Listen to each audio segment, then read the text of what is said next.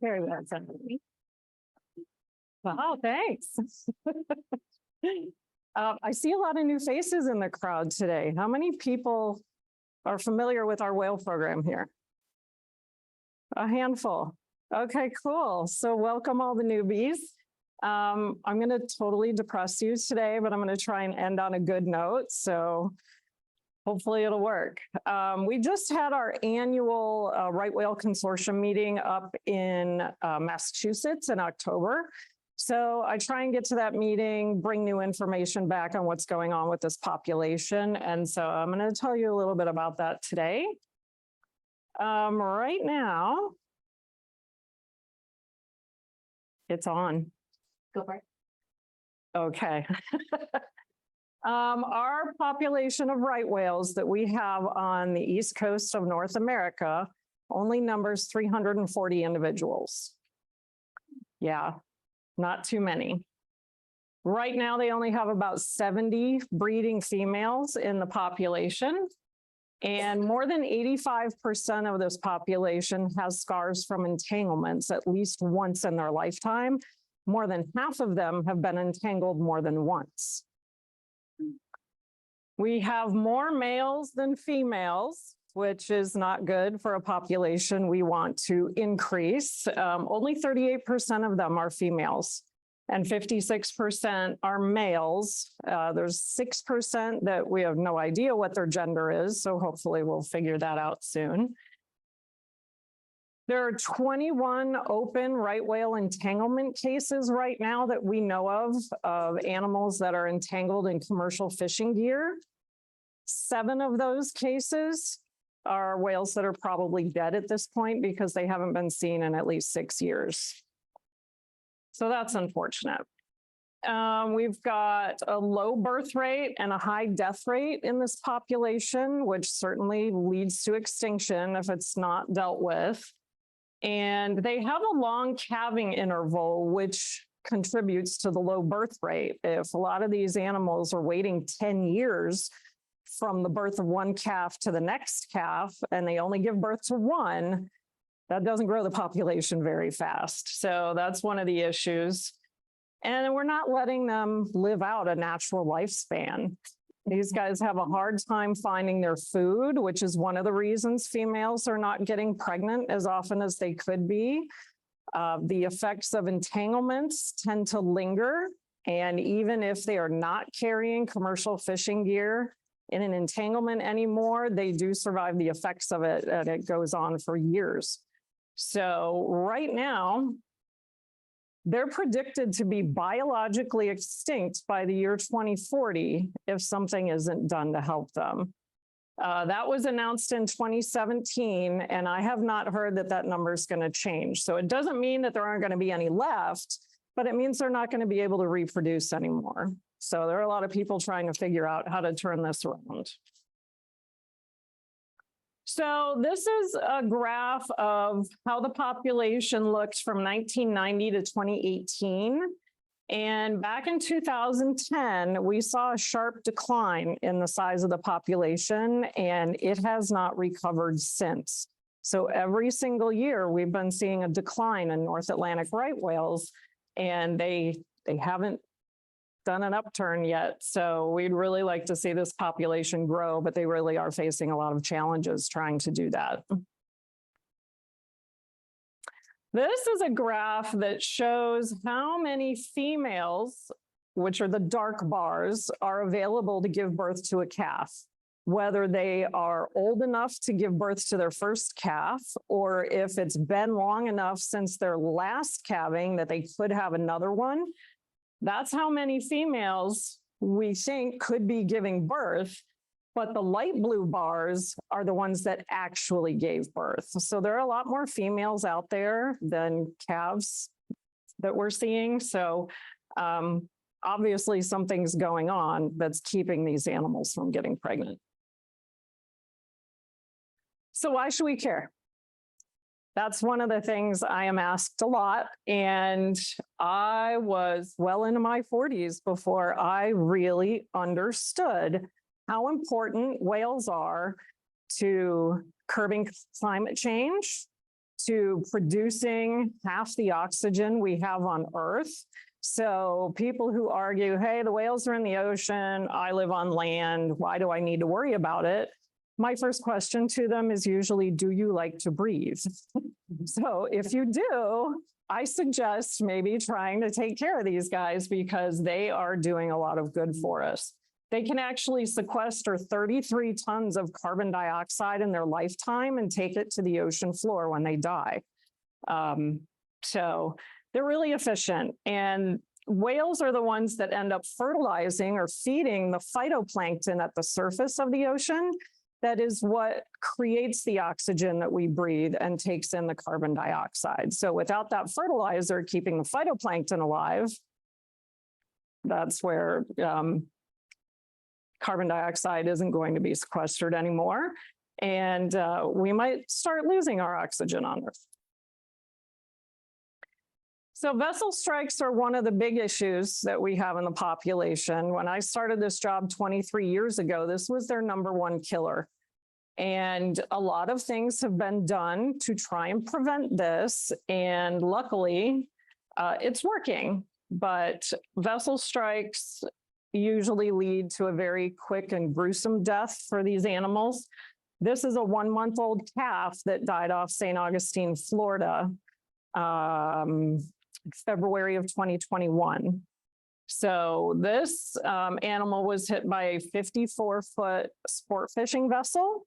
It was dusk and they just didn't see it. It was just below the surface of the water with its mother. And because right whales don't have a dorsal fin on their back, they're really hard to see. And they were cruising in and just hit them because they didn't see them. So the mother was also struck. She was seen about a week later with propeller cuts on her back. She hasn't been seen since. So we're just going to assume that both animals died, but they might give it 6 years before they actually declare her dead. Here are whales that actually survived a vessel strike. It does happen.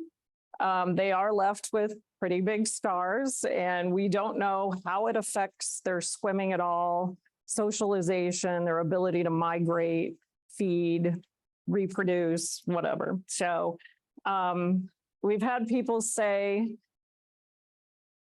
slowing down the ships is not going to prevent vessel strikes, and nobody said we were trying to keep it from happening. We're just trying to make the strikes survivable. So even if they do carry scars with them, at least they're surviving and hopefully can reproduce later on, which is unfortunate, but we see things like this. The tails of whales are very vascularized. They have a lot of blood flow because that's one of the ways they actually cool themselves off, is to put their tail in the air, and the wind helps carry body heat away. But if a vessel strikes the tail flukes, that animal could bleed out very quickly. So this was one of the lucky ones where I guess it hit just right. So even though it only basically has one tail fluke now, did survive it and should be able to reproduce without a problem. So right now, one of the things that's going on with our government is changing the vessel speed laws that we have right now to give them even more protection than they have already. There is a proposed rule that came out, and the public was able to send in comments. Yes, I agree. No, I don't agree. These are my suggestions for changing what you're proposing. Any US citizen can go in and send in a comment, and that's a really good way to make your voice heard. So what they're doing right now, all these areas that have protection, this graph on the left is the Northeast US, and Cape Cod Bay is right under that red block. That's the area that's protected up there. The map on the right has yellow spots down the coast that are kind of scattered.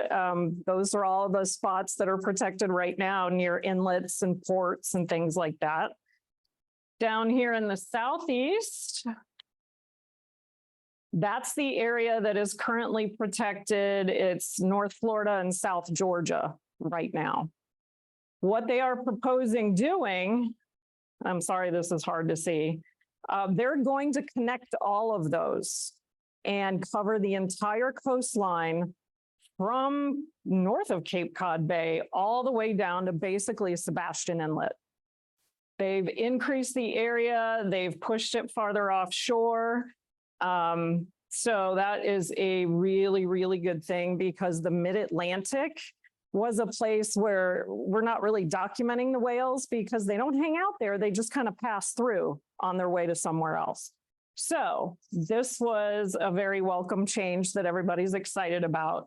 So not only are they increasing the areas where they're protected, but they're slowing down vessels that are not just 65 feet and up, but now they're going down to 35 feet and up. That's the proposal. So right now they're going through all the comments, they're making their final decisions, and hopefully we'll see a final rule published in the Federal Register here pretty soon. So, yeah, we've got 1 million boaters registered in Florida. Got a lot of people out there who are probably going to be upset about this, but it is what it is. So, you know, one of our jobs is just to go out and educate people as to why it's so important, because we don't want to have to regulate people, but they did voluntary slowdowns and nobody was doing it. So National Marine Fisheries Service said, hey, we made it voluntary for a while. We gave you a chance and it didn't work. So now we're going to start regulating. So that's what they're doing. Entanglements in commercial fishing gear right now are their biggest threat. We typically don't document right whales dying a natural death. Every necropsy that's performed is either on a vessel-struck animal or an entangled animal that ends up taking 6 months to die. It usually starves to death because the entanglement goes through the mouth and they can't feed. So it really is a slow, painful process that these animals go through. This is a whale whose tail flukes are closer to us on the left photo, and it's swimming away from us, and the rope has abraded all of the skin and blubber off that animal. If starvation doesn't take them, usually infection does. This is Kingfisher. He's a very well-known whale that we had. He was discovered entangled off St. Augustine in 2003 when he was only a year old. And he lived, I think, more than 12 years with that entanglement on his right flipper. And he actually grew around the ropes. I don't know if you can see his little deformed flipper there on the top, but he hasn't been seen for 6 years and was just declared dead a few months ago. So this whale, I don't know how he did this. This was in Canada a few years ago. There are multiple ropes on this whale who's facing us in the picture. The baleen that's hanging out of the mouth is supposed to be in the mouth. So it is actually bent upwards and sticking out, which is going to make it hard for that animal to feed. It's got a buoy and a float on it, and it's just wrapped everywhere. And the scientists that were out taking these pictures actually watched him get out of it himself. I don't know how. I'm like, I wouldn't have believed it if I hadn't seen it, but I trust the people who are there. So this is crazy. If you guys have never seen baleen before, there's 2 plates hanging on the wall. So that's how big it is. And it's very stiff. So to bend it in half, that takes a lot of force. So what everybody is trying to do now is talk commercial fishermen into whale-safe fishing gear. What we're doing is stowing these vertical lines that connect the trap on the ocean floor to a buoy at the surface. We want to take all of that and put it all on the ocean floor with the trap so the whales can swim over it instead of into it. There are 1 million lines in New England in the lobster and crab fisheries that are just statically hanging in the water column, and that is what's entangling animals. And right now, National Marine Fisheries has been tasked with reducing the risk of entanglement by 90%. So right now what's going on is fisheries closures. So if the fishermen want to be able to fish right now, it's getting to the point where the only way they're going to be able to do that is to convert to whale-safe ropeless fishing gear. So the way it works is, and there are multiple types of devices. This one in particular has a spool on it where the rope is wound around the spool, and there is a buoy inside the spool. And there is a computer on the vessel, or you can put an app on your phone that sends a signal down to a device on the trap, and it actually will trigger that spool to unwind and come to the surface. So that buoy doesn't need to be at the surface all the time, just when they need it. So the idea is, if they leave that there for days or weeks or whatever, they can come back and trigger that spool to pop up, and they can still haul in their catch. It works really well. There are some that use lift bags that inflate with air, and that brings the traps to the surface.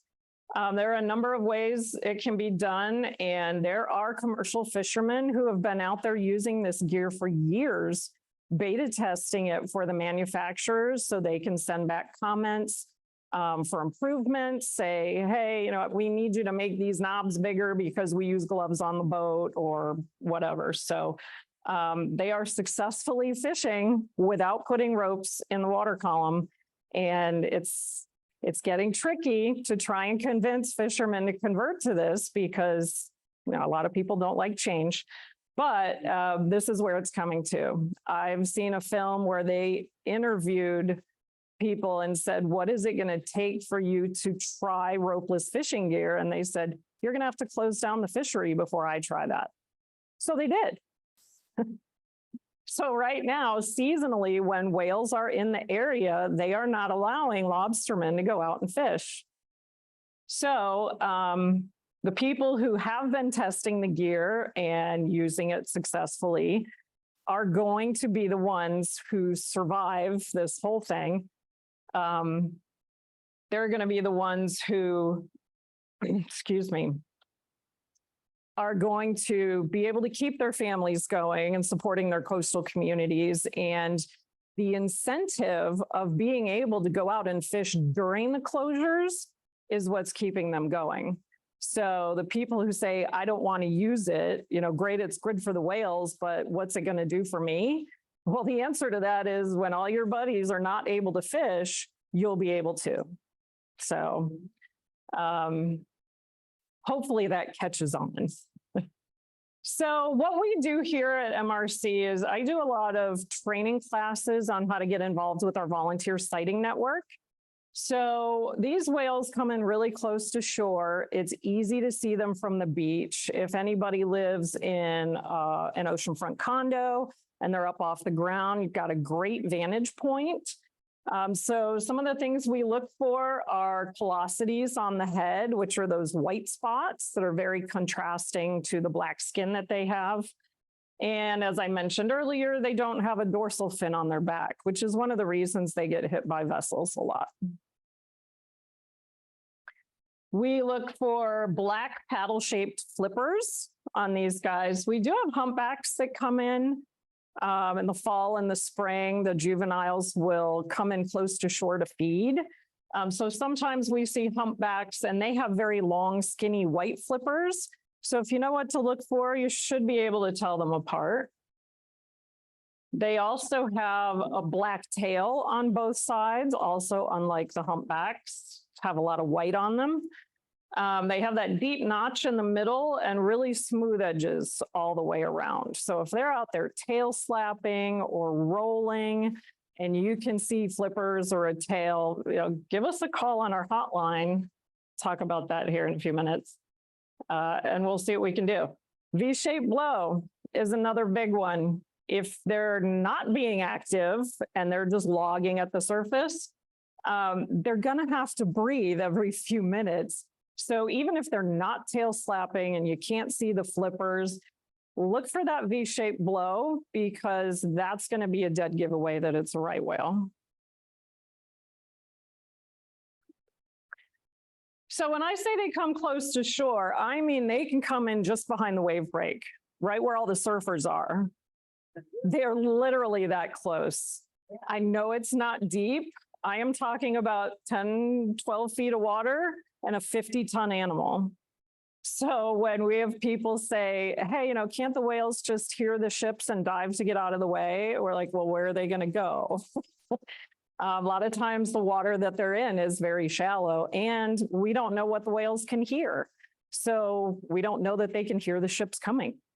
So, but that's what it looks like when you're standing on the beach. You're just going to see this black line and hopefully a few white spots on the head. And I would encourage people to call us even if they're not sure if it's a right whale. You can usually ask enough questions to figure out what you're looking at.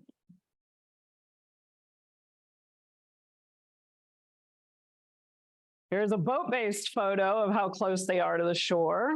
This one's a little farther out, but gives you a good idea. Binoculars aren't required, but they help if you want to see details. You can make out body parts, or if it's a mother with a calf, you can tell which is which. This is one of my favorite photos. This is Jetty Park. This is Halo and her second calf right next to the ship channel. So we had a couple of people out there all day that day escorting the whales and working with the harbor pilots at Port Canaveral to make sure those ships did not run them over. And every chance I get, I give kudos to those harbor pilots, because their jobs are incredibly difficult and they do everything they can to make sure those whales stay safe. They've been really great to work with. So, our hotline number, MRCs, is 888-97-WHALE. I encourage people to take a picture of the screen if you want, or stick that number in the contact list on your phone. That way you'll have it. I've had people who never thought they'd see a whale give us a call, and they're like, I didn't know what to do. I called like 5 people before you. So just put it in your phone and then it'll be there. This 877-WHALE help number is NOAA's whale hotline. Either one of these work. If you can't reach somebody on one, you can call the other one. We all communicate with each other, so no matter which hotline you call, somebody's going to come check out the sighting. There is also an app you can put on your phone called Whale Alert. And it was designed for boaters to be able to document whale sightings from offshore when they don't have a phone connection. And they can take pictures. It'll upload the GPS location from the phone. They can report what they're seeing. And then when they come back to shore, it'll upload it into the system once they get a signal. So that's cool. I mean, you can use it on land. People have been doing that too. So if you want to try it out, the app, Whale Alert's a good one. One of the things I try and always remind people of is this 500-yard approach law that we have. Ever since 1994, it's been illegal to be within 500 yards of a North Atlantic right whale. That's pretty good distance, 1,500 feet, 5 football fields, if you think about it. I've had people say, you know, if I'm in a boat on the water, it's really hard to judge distance. So how do I know if I'm 500 yards away?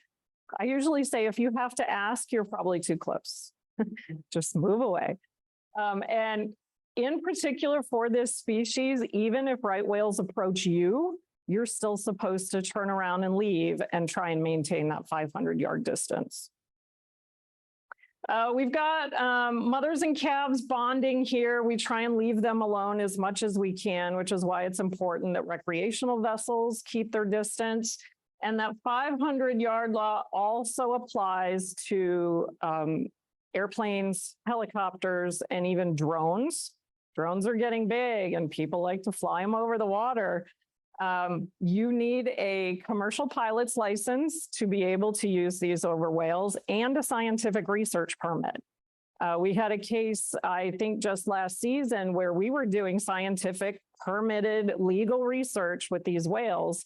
And it wasn't until we got back and viewed the videos that we took where we saw another drone in the images, and he wasn't supposed to be out there. So if we have drones like crashing into each other in the sky, then they're both going to fall into the water. We lose the drones, we lose the data. And a lot of times if people get footage, well, the first thing they do is send it to the news stations. So we highly discourage that. Let the permitted folks do drone footage, and we're happy to share it later. All right, so if you call the hotline, what do we want to know? How many whales you think you're looking at? It'll be good to know if you think one of them is a calf. There's definitely a distinctive size difference. So if you think there are any calves there, we like to know that. What direction they're traveling. If we can't get there for an hour or more, they might not be in that same spot as they were previously when you called. So we need to know what direction to go to try and find them again. How far they are from shore is good to know. It shrinks our area that we might be looking for them in. Specific location, an address is great. An intersection, cross streets, landmarks, things like that. I take calls from all over the East Coast of Florida. So there are days when I could be trying to field calls from 2 or 3 different cities. So if somebody says, hey, I'm near the 7-Eleven by Publix, that doesn't help me out a whole lot. So I encourage people to say, I'm in Flagler Beach at this address or at this park, and that helps a lot. So however specific you can be on your location is great. The date and time, I put that only because sometimes people call us afterwards. They might wait hours or days. I even had somebody wait months to report a sighting. We would like you to call while you're looking at the whales, if you can. I know a lot of times, sometimes people don't take their phones to the beach. We get reports from surfers, and I'm like, I'm guessing you don't have any pictures because you probably didn't have your phone in your wetsuit. So just let us know when you saw them, assuming it's not like right when you call. And if you have to leave a message, it's good to have a name and phone number. I have had my caller ID come up private sometimes, or no phone number available. So I know these days caller ID is great, but if you don't leave your phone number on the message, I might not be able to call you back. So just wanted to let you know that. Okay, so if you see a whale out there, there's definitely best practices to be familiar with. Things that we do encourage is reporting things that you're not sure of, which I mentioned. If you know you're looking at a whale, but you're not sure what kind of whale it is, give us a call anyway, we'll figure it out. If it does turn out to be a right whale, we zip out to the beach and start doing data collection right away, and making sure the ports and the scientific community knows where those whales are. So we like to do that as soon as possible. If you can get your own photos or videos, that's great, even if it's with a phone. Some people are photographers and they're taking their big cameras to the beach, but if you're not that person, a phone is better than nothing. That'll at least help us tell what species it is. So even if we can't identify the individuals, it's good to know if it's actually a right whale or a different kind of whale.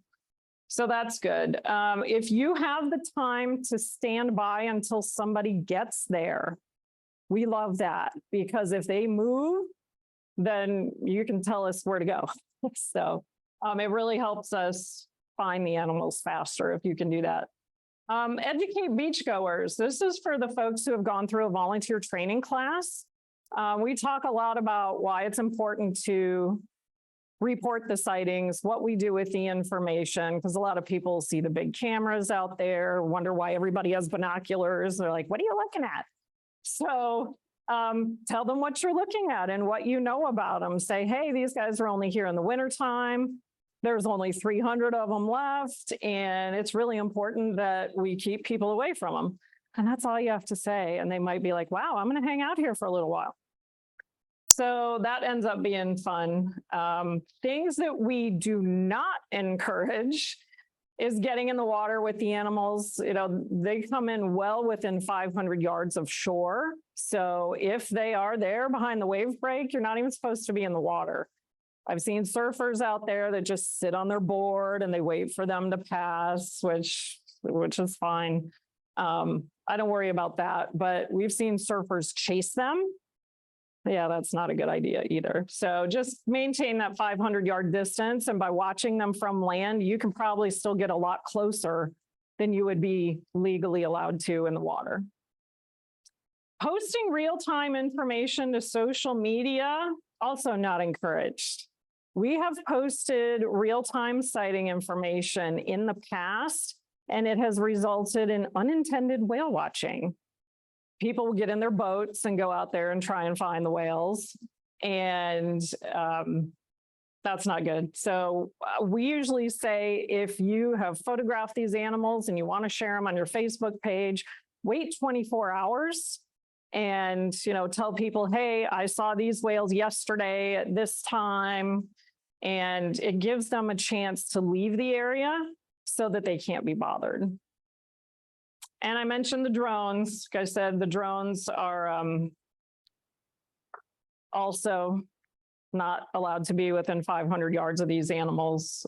So not only is it illegal, it could really mess up research too. So I had somebody say, I have no problem picking up the phone and calling you, but why am I doing this? So I thought it'd be good to tell you what happens after we hang up the phone. If you can't stand by and we're not talking about it later, we go out and do photo ID. We take pictures of the whales' heads with those white callosities on it, and that's how we can tell the individuals apart. Those white patterns are just like our fingerprints are to us. So that's one of the first things we do, because when we can identify the individuals, we can track their migration history, their reproductive history. That is how we learned that it wasn't just pregnant females that came down here to give birth. We have juveniles down here. We see males here. Nobody knows why the males are here. There's no food. They're not mating. So that's still a big mystery. We do track them and keep up with where they're going, how far south they go. How they pay attention to water temperatures. You know, some of them will come as far south as the Carolinas and they just stay there and they don't come any farther south. So those are the things we like to know. We're keeping track of that.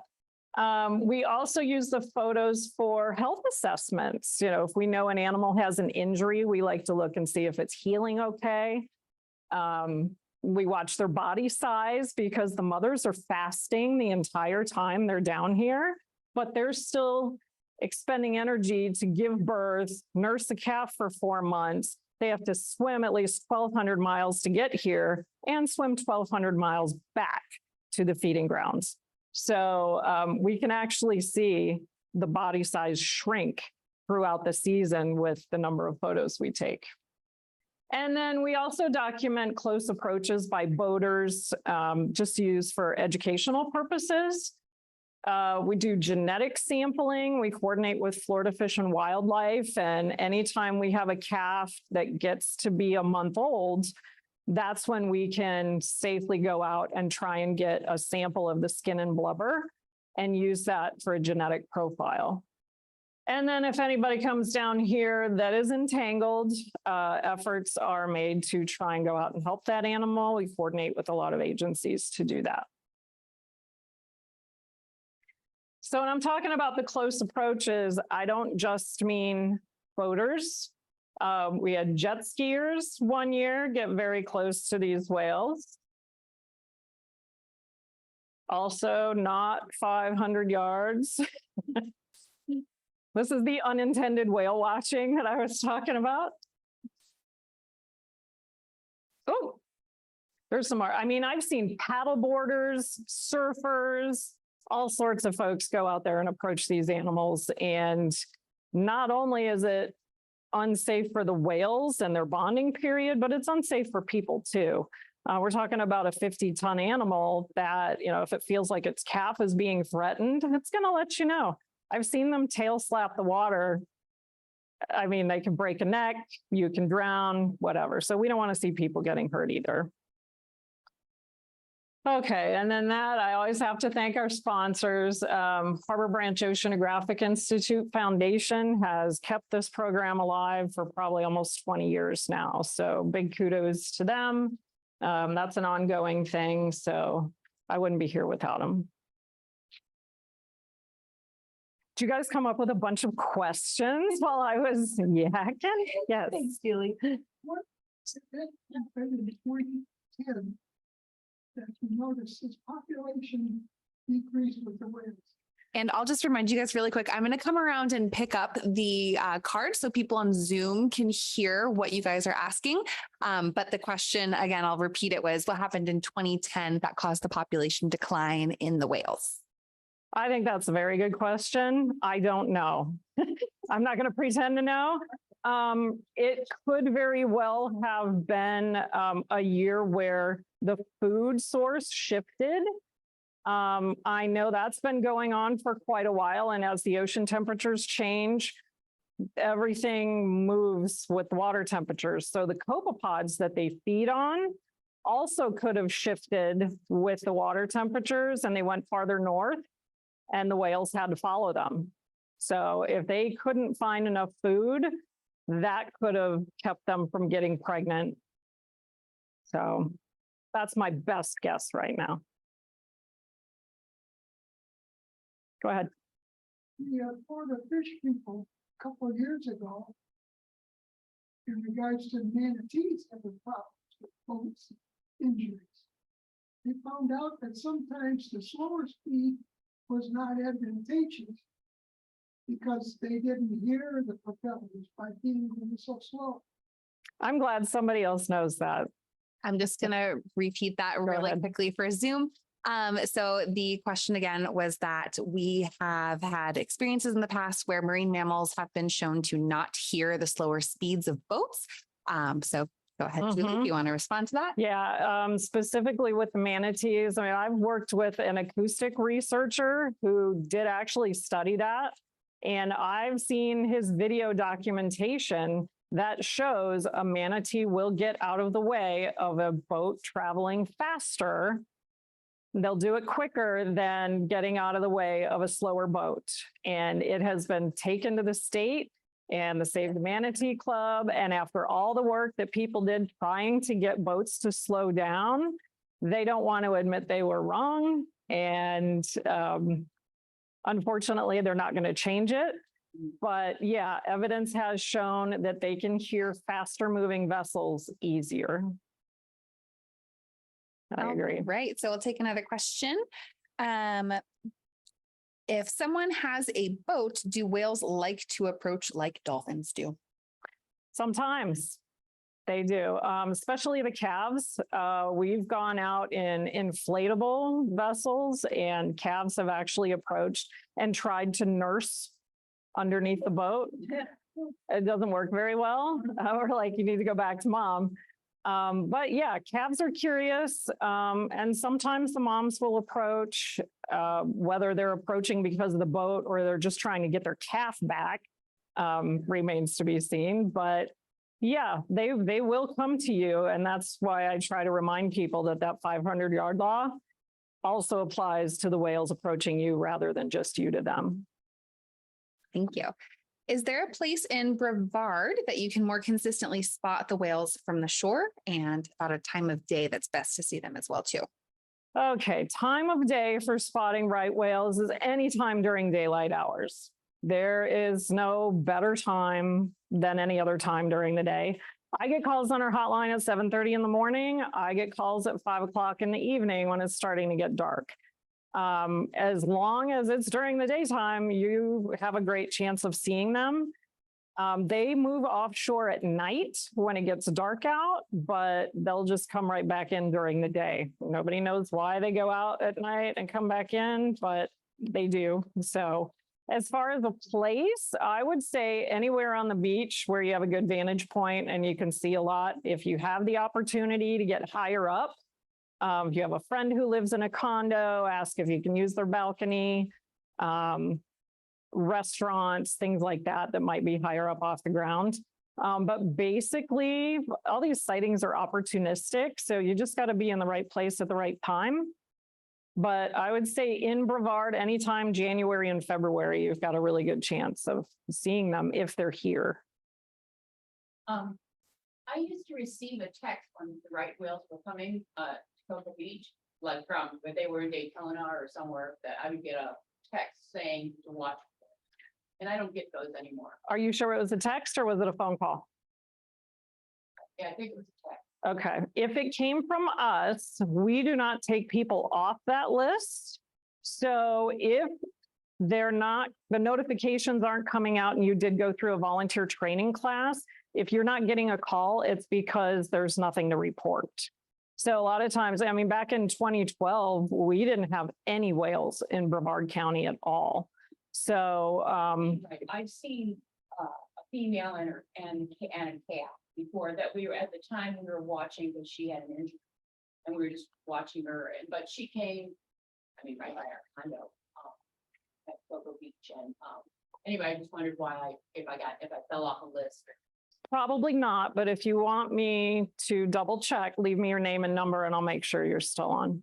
Yeah, anybody who goes through a volunteer training class and learns a few more details about how to spot them and what to do will automatically be put on a notification list to hear about when the whales are around so that you can come out on the beach and watch them with us. So we are scheduling those on January 8th. I will be doing one of those presentations at the Barrier Island Center in Melbourne Beach at 2 o'clock. So you're welcome to come to that and make it through it. I'll put you on the list. The All right. location again? The Barrier Island Center in Melbourne Beach. It's just north of Sebastian Inlet. All right. Do we know the global numbers of North Atlantic right whales and how many populations are there? Okay, global population of right whales. There are 3 species of right whales. There used to be 2, but the northern rights were divided into North Atlantic and North Pacific right whales. So in the North Pacific, I know the eastern side of the population only has about 30 animals in it. I've heard there are more on the western side. I don't know how many though. We've only got 340 North Atlantics, but the southern right whales, which are in the southern hemisphere, are doing much better. They're like up around 15,000, I think. They have different issues than our whales do, but they are doing a lot better. They're usually seen off Australia, South Africa, South America, but they never come to the northern hemisphere because our seasons are different. So when one species is moving towards the equator, the other one is moving away. So. What is the main reluctancy of fishers to switch gear types? Cost. I think a lot of it is cost. Right now, they are trying to handle that by establishing a gear library. The Northeast Fisheries Science Center has a number of devices that people can literally check out, go test them out on their boat, and if they don't like it, go turn it back in, try something else, and it doesn't cost them anything. They've been sponsored, and it allows these fishermen to test all these different devices and figure out what works best for them in their particular fishery, on their size boat, with the traps that they use. And a lot of them can't even be talked into trying it out for free. A lot of times it's just a matter of not welcoming change. But there are opportunities where they can learn how to use them at no cost. And once they get to a point where they're going to be mass produced, the cost is going to go down quite a bit. All right. Lee? Are all the northern right whales off our coast, or are there any off the European coast? I'll repeat the question really quick. Are there right whales only off of our coast here in North America, or are there any off of the European coast? Mhm. Back in whaling days, they were off the European coast and they got completely wiped out. The only ones we know of that have been spotted over there were our right whales off North America that traveled all the way across and were spotted, and then they came back. So they don't stay there permanently, but we had one documented, I think in 2012, off the Azores, off the coast of Spain. And then there was another one documented off France. It was a newborn calf without its mother. And they did not get a genetic sample from it. So we will never know who the mother was, unfortunately. But we're just assuming it was one of the North Atlantic ones that went over there and came back. So, yeah. Does Marineland ever help with whale entanglement, or any other organizations like zoos and aquariums? I think is what this question's asking. Marineland has a right whale project. They're more for photo ID. They do use drones in their research. They've got watch groups that go out on all good weather days and take a look for whales and see if they can find them. They don't do a whole lot with disentangling, but when we verify that a whale is entangled, we pass that along to Florida Fish and Wildlife and NOAA and Blue World Research Institute. They all coordinate with each other to make a plan and figure out what they're going to do for that animal. So we more just share information, and if we're needed, we can meet them later, but it takes a lot of training to get to that point. So. Awesome. Yeah. How many whales are usually seen every year? Oh, that is different every year. There was one year where we had 12 whales in the entire Southeast US. Our record year was 2009, and there were about 250 whales down here, which was like more than half the population at the time. And 31 calves were born that year. Last year, we only had 15. So it is different all the time. We never know what we're going to get, but I would say lately the average has probably been in the 20s. All right. We have time for just a couple more questions. This one is, how do you take overhead photos for identifying? Well, overhead photos have historically been achieved by planes. We do have aerial surveys that go out with 2 pilots and 2 observers, and they look for them from the air and photograph them from the planes. Now that drones are starting to get popular, we can send a drone out to do that and not have to put people's life at risk. So that's starting to get more popular, and it's definitely cheaper. Need a lot less funding for a drone.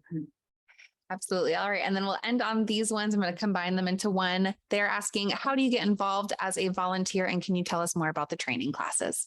Ooh, I would say watch the newspapers, social media, and the Marine Resources Council website to find out when trainings are happening. I also announce it on Facebook on MRC's Right Whale Program page. As far as how to get involved, I would say come to a training, but we don't require a specific amount of time. You don't have to do specific things. If you're a photographer, we encourage photographers because sometimes we might not be able to get there. We've got one here that helps us out a lot. Thank you, Lee. So yeah, it's basically, if you're on the beach, we just want you to know what to look for and how to report it. And that's really all we require. Like I said, the Marineland group, does get a little more involved by taking teams out to the beach, and they do scan the horizon in hopes of increasing the chances that one's going to be spotted and documented.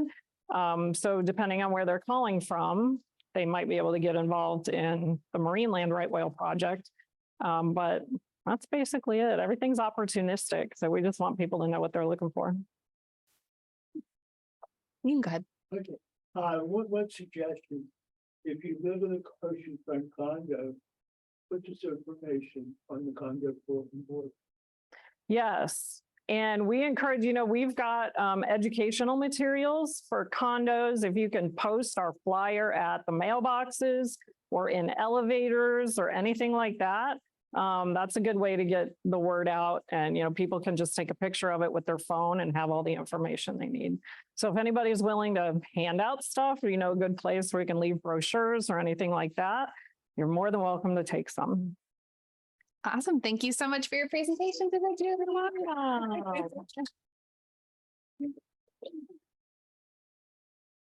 Okay.